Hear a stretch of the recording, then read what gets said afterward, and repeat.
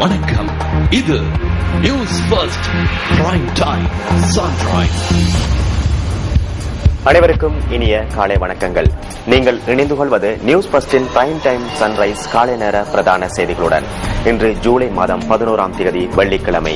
மலர்ந்திருக்கும் இந்த நாள் அனைவருக்கும் மகிழ்ச்சி பொங்கும் நாளாக அமைய வேண்டும் என்று நியூஸ் ஃபர்ஸ்டின் சார்பாக எமது வாழ்த்துக்களை தெரிவித்துக் கொள்கின்றோம்.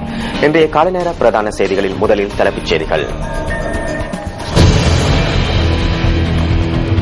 300 போலி 5000 ரூபாய் நாணயத்தாள்களை வைத்திருந்த 7 பேர் வெள்ளவத்தையில் கைது. வறட்சி காரணமாக ஏற்பட்டுள்ள சிக்கலுக்கான தீர்வை உடனடியாக பெற வேண்டும் என்ற பட்சத்தில் அரசாங்கம் தலையீடு செய்யும் விவசாய அமைச்சர் தெரிவிப்பு. அமெரிக்க உளவு பிரிவின் உயர் அதிகாரி ஒருவருக்கு உடனடியாக ஜெர்மனியிலிருந்து வெளியேறுமாறு பணிப்புரை.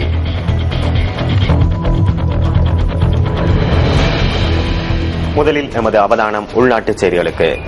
எதிர்வரும் பெரும்போகத்திற்கு தேவையான 18,000 மெட்ரிக் டன் உரத்தை பெற்றுக் கொள்வதற்கான நடவடிக்கைகள் முன்னெடுக்கப்பட்டுள்ளதாக விவசாய அமைச்சர் மஹிந்த யாப்பா அபேவர்த்தன தெரிவிக்கின்றார்.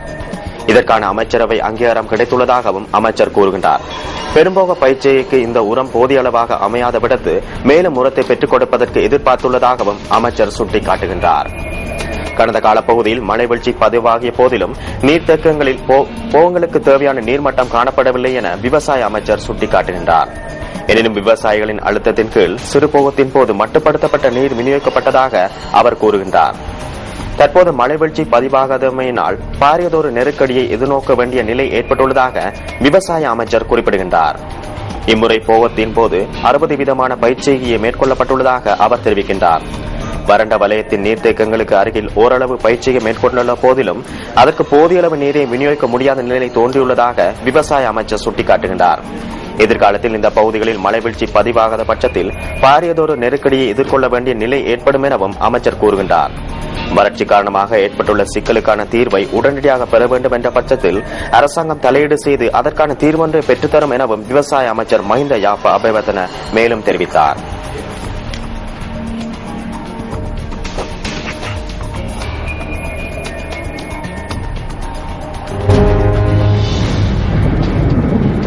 இன்றைய வானிலை தொடர்பான தகவல்களை அறிந்து கொள்வதற்காக வளிமண்டலவியல் திணைக்களத்தின் வானிலை அதிகாரி முகமது சாலிகுடன் நாம் நேரடியாக தொடர்பினை ஏற்படுத்துகின்றோம். வணக்கம். வணக்கம். நாடு முழுவதிலும் தென்மேல் பருவப்பேச்சு காற்று வலுவடைந்து காணப்படுகின்றது. இதன் விளைவாக மத்திய மலைநாட்டின் மேற்கு சரிவுகளில் காற்றின் வேகம் தொடர்ந்தும் அதிகரித்தே காணப்படுகின்றது.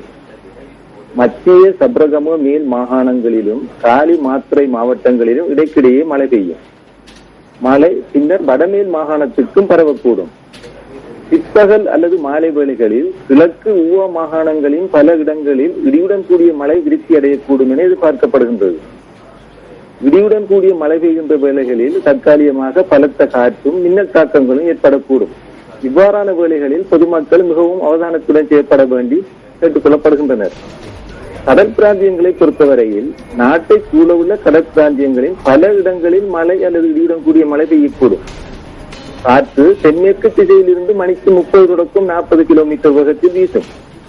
சில வேளைகளில் காற்றின் வேகம் மணிக்கு 50 கிலோமீட்டராக அதிகரித்தும் காணப்படலாம். மன்னார் தொடக்கம் கொழும்பு காலி ஊடாக பொத்தியில் வரையான கரையோரத்துக்கு அப்பாலுள்ள ஆழமற்ற கடல் பிரதேசங்களில் காற்றின் வேகம் மணிக்கு 60 கிலோமீட்டராக அதிகரித்து வீசுவதுடன் இக்குறிப்பிட்ட கடல் பிரதேசங்கள் கொந்தளிப்பாகவும் காணப்படலாம். நாட்டை சூழ உள்ள ஏனைய கடல் பிரதேசங்களும் சில வேளைகளில் கொந்தளிப்பாக காணப்படும். இதேவேளை வங்காள விரிகுடாவில் காற்றின் வேகம் மணிக்கு 80 கிலோமீட்டர் வரையில் அதிகரித்து காணப்படலாம் என எதிர்பார்க்கப்படுகின்றது. நன்றி உங்களுடைய வானிலை தகவல்களுக்கு.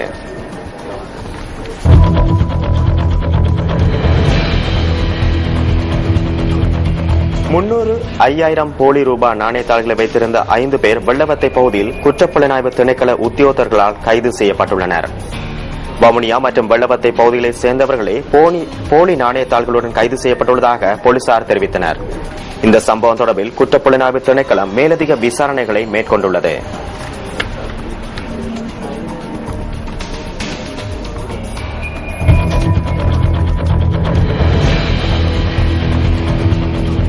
மகர சிறைச்சாலையில் இருந்து தொலைபேசி அழைப்பு விடுத்து கப்பம் பெற்றும் செயலுடன் தொடர்புடைய பெண் ஒருவர் கொழும்பு குற்றப்புலனாய்வு பிரிவினரால் அபிசாவளை பகுதியில் கைது செய்யப்பட்டுள்ளார்.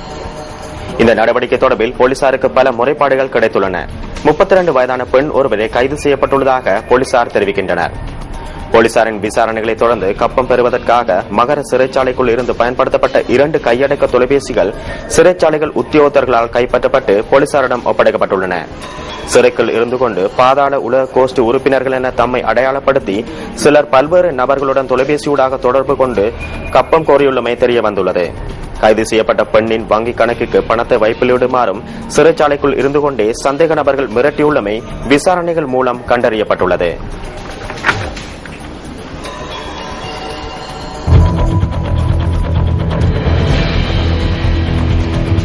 வரலாற்று புகழ்மிக்க நயினாதீவு நாகபூஷணி ஆலய வருடாந்த தேர் திருவிழா இன்று நடைபெறவுள்ளது.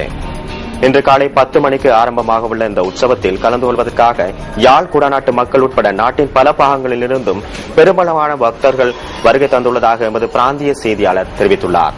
இந்த உற்சவத்திற்காக கடற்படையினர் பாதுகாப்பு நடவடிக்கையில் ஈடுபட்டுள்ளதாகவும் எமது செய்தியாளர் குறிப்பிடுகின்றார். ஆலயத்தின் கொடியேற்ற நிகழ்வு கடந்த மாதம் 28ஆம் தேதி இடம்பெற்றது.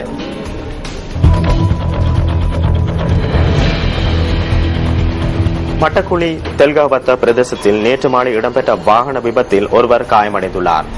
தனியார் நிறுவனத்திற்கு சொந்தமான கொள்கலன் ஒன்று நேற்று மாலை 6:45 அளவில் விபத்துக்குள்ளாகியதாக பிராந்திய செய்தியாளர் கூறினார். குறித்த கொள்கலன் மதிலொன்றுடன் மோதி விபத்துக்குள்ளாகியுள்ளது. விபத்தில் கொள்கலனின் சாரதி காயமடைந்துள்ளதுடன் அவர் தேசிய வைத்தியசாலையில் அனுமதிக்கப்பட்டுள்ளார்.